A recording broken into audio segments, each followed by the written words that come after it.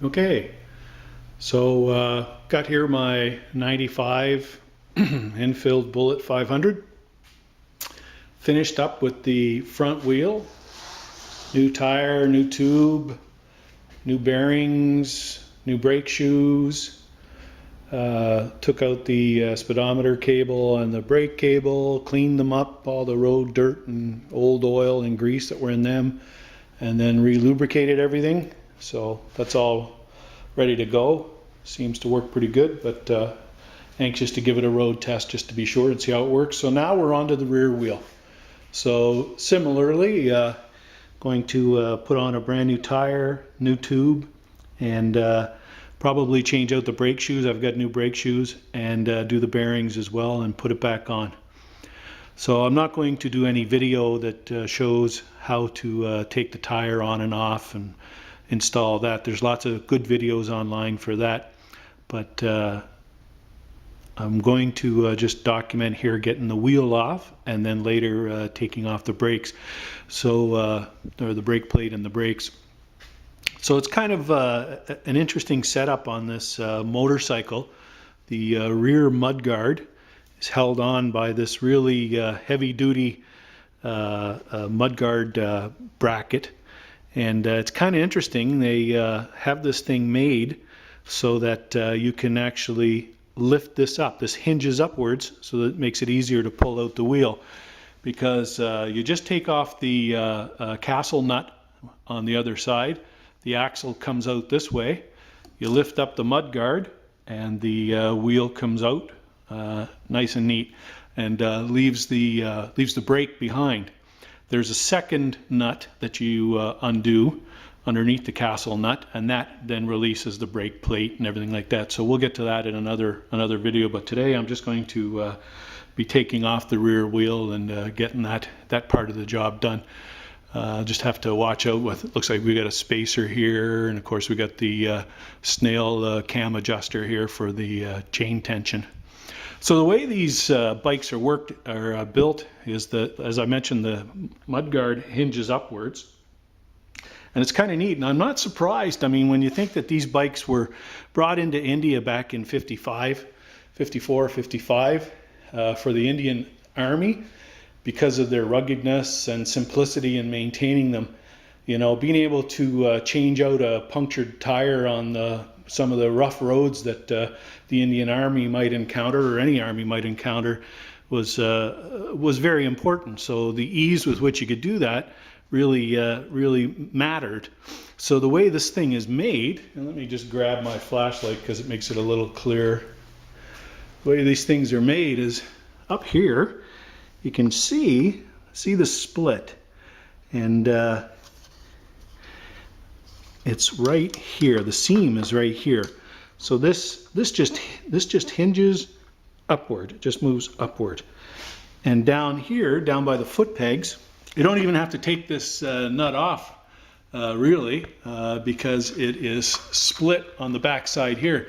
So it just goes across this what must be like a bushing in there, or a machine face on this stud.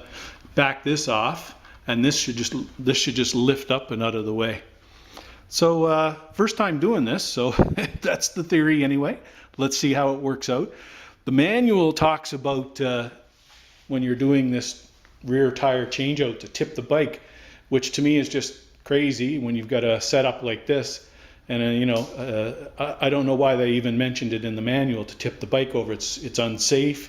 I mean, you risk not only hurting yourself but damaging your machine. So you know, you got a rear mudguard that hinges. Why wouldn't you mention that in the manual and make good use of that? All right, so let's get started on doing this, getting this guy out here. So of course the fasteners are all odd sizes. They're all weird. When I go to take off the brake plate, if I need to, I think the procedure is going to be to remove. Well, it's going to be to remove this. The nut that adjusts the tension on the position of the cam for the brakes is an odd size. These guys are all the Whitworth sizes. So As I mentioned before, I've got a set of Whitworth wrenches. So this nut is a 1/4 inch. If you try to put a 14 millimeter on, it's too big. A 13 millimeter, too small. If you go to imperial measures and you use a 1/2 inch, it's too small. If you use a 9/16, it's too big.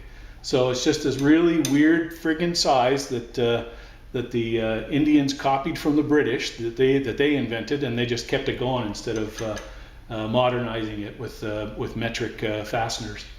Anyway, so this is a 1/4 inch Whitworth. When we get to that, we won't need it for what we're doing right now, just putting that there. This nut up here, and I'm just going to loosen, I might just loosen it just to like a fraction of a turn, but this guy is a 5/16 Whitworth, same thing. I couldn't get any imperial or metric wrenches to fit on this guy, but a Whitworth is exactly right, it's snug. And likewise with these ones down here at the bottom by the foot pegs that I'm going to loosen off, these guys are 7/16, so that's 7/16 Whitworth. The imperial ones and the metric ones, I couldn't get them to fit, though I didn't worry about it too much because I've already got a Whitworth set of wrenches. The castle nut itself, and I have had that off because you got to slacken that off in order to adjust the chain tension. So over the years I've had that on and off several times. That thing there was also an odd size. So the last time I did it, I got frustrated with having to use a open-ended monkey wrench to loosen and tighten it. I didn't like that. I liked being able to apply the right amount of torque on that, and can't use a torque wrench when you're using a hand wrench like that. You need a socket. So what I did was I went to the store and I got an imperial size socket. I got a 1 3/16 inch. That's 1 3/16 inch socket, and it was just a little bit too tight. So all I did was I took the nut and I just went around all the faces on a flat file, and I just filed a little bit off on each face, tried it again. If it didn't fit, just kept going around, tried it one more time, a little bit of filing on each face until finally it fit in there nicely and it was perfect. It wasn't super tight. I didn't have to hammer it on. It just slid on and slid off like it should. So the nut wasn't 1 3/16, but it is now. So that's what we're going to use to get the castle nut off. So step one is just remove the cotter pin. So we'll get going. Put on my gloves and remove the cotter pin.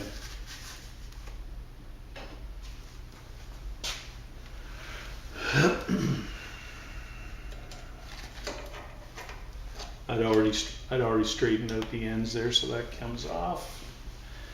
And then I'll get my 1/4 inch drive.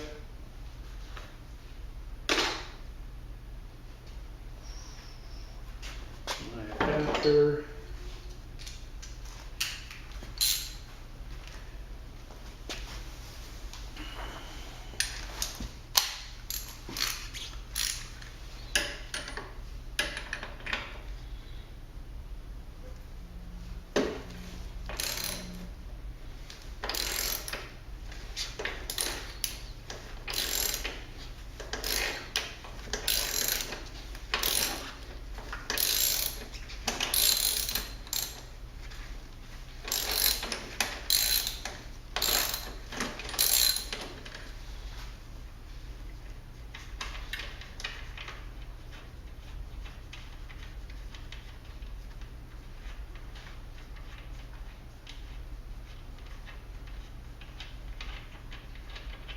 All right, so that's it. The castle nut's off, and this guy's loose too.